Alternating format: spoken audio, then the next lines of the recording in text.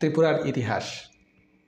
আর যেহেতু ত্রিপুরা উপজাতি প্রধান একটি রাজ্য, যেখানে 19টির উপরে উপজাতি রয়েছে, তাই উপজাতিদের ইতিহাসকে উপেক্ষা করে ইতিহাসের বিষয় নিয়ে আলোচনা করা যায় না। নমস্কার, এনলাইট হিস্ট্রিতে আপনাদের সবাইকে স্বাগত। আজকের আলোচনা লুসাই। ত্রিপুরার অন্যতম উপজাতি লুসাই সংখ্যার দিক থেকে 7ম স্থানে আছে। লুসাইরা প্রাথমিকভাবে উত্তর পূর্ব রাজ্য সংলগ্ন মিজো পাহাড়ের আদিবাসী। আদিম যুগে লুসাইরা কিরাত নামে পরিচিত ছিল। কিরাত নামটি সমতল বাংলার বাঙালিদের দেওয়া। কাছাড়ের লোকরা এদেরকে লুছাই বলতো। লুছাই শব্দ পরবর্তীকালে লুসাইতে রূপান্তরিত হয়। উল্লেখ্য, কাছাড়িদের দেওয়া লুছাই নাম একটি বিশেষ অর্থব্যঞ্জক। লু শব্দের অর্থ মাথা এবং ছাই শব্দের অর্থ কাটা। যারা মাথা কাটে তারাই লুছাই। ঐতিহাসিক সাক্ষ্য রয়েছে, এমনকি 19বিংশ শতকের মাঝামাঝি সময়ে লুসাইরা নরমুণ্ড শিকার করত। এদের মধ্যে এইরূপ প্রথা প্রচলিত ছিল যে কোনো সর্দারের মৃত্যু হলে তার আত্মার শান্তি কামনার্থে বা প্রীত্যর্থে প্রচুর মদ্য এবং অন্যান্য খাদ্যদ্রব্যের ভোজ হতো। এই সময় নরমুণ্ড মৃতের উদ্দেশ্যে সমর্পণ করলে গৌরবজনক বলে মনে করা হতো। নৃতত্ত্ববিজ্ঞানীরা মনে করেন লুসাইরা মিজো পাহাড়ের অঞ্চল থেকে ত্রিপুরায় আসে উর্বর জুম চাষের উপযোগী জমি পাওয়ার কারণে। লুসাইদের মধ্যে ঐতিহ্যগত বিশ্বাস যে ওরা পূর্ব ছিংলু থেকে এই রাজ্যে আসে। ছিংলু শব্দের অর্থ শিলা পর্বত অতিক্রম করে। এতে অনুমান হয় চীনের শিলং, যেটি শান রাজ্যের পূর্ব দিকে অবস্থিত, সেখান থেকেই ব্রহ্মদেশ হয়ে লুসাইরা ত্রিপুরার পার্বত্য অঞ্চলে প্রবেশ করে।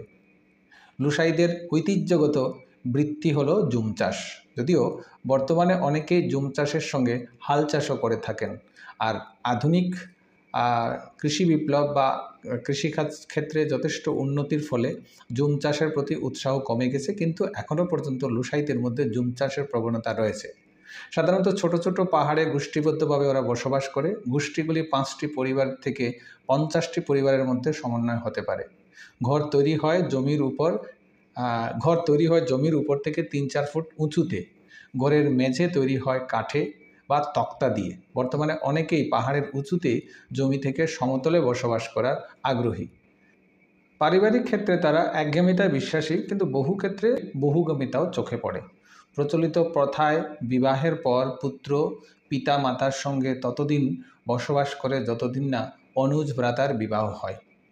লুসাইরা পিতৃগোষ্ঠী সম্ভূত অর্থাৎ পিতৃপুরুষের সহিত সম্বন্ধযুক্ত বলে মনে করে। বিবাহের পরে স্ত্রীকে স্বামীর পরিবারভুক্ত সকলের সঙ্গে বসবাস করতে হয়। লুসাই পরিবারের সদস্যরা সকলেই রক্তের সম্পর্কিত পাত্রপাত্রী নির্বাচনের ক্ষেত্রে সামাজিক, অর্থনৈতিক এবং ধর্মীয় বিষয়গুলির উপর গুরুত্ব দেয়।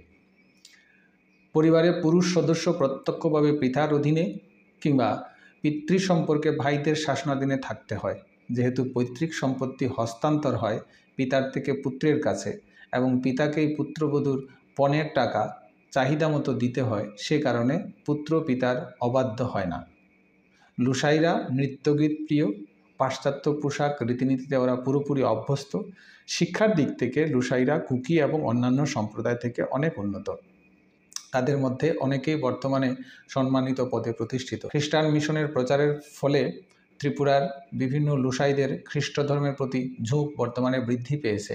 ফলে তাদের মধ্যে যেমন ইংরেজি শিক্ষাগুণ বৃদ্ধি পেয়েছে, ঠিক তেমনি সাহেবী পোশাক পরিচ্ছদ পরিধানে তাদের অনুরাগ বৃদ্ধি পেয়েছে। অর্থাৎ ওয়েস্টার্নাইজেশনের একটা প্রভাব লুসাই সমাজের মধ্যে দেখতে পাওয়া যায়।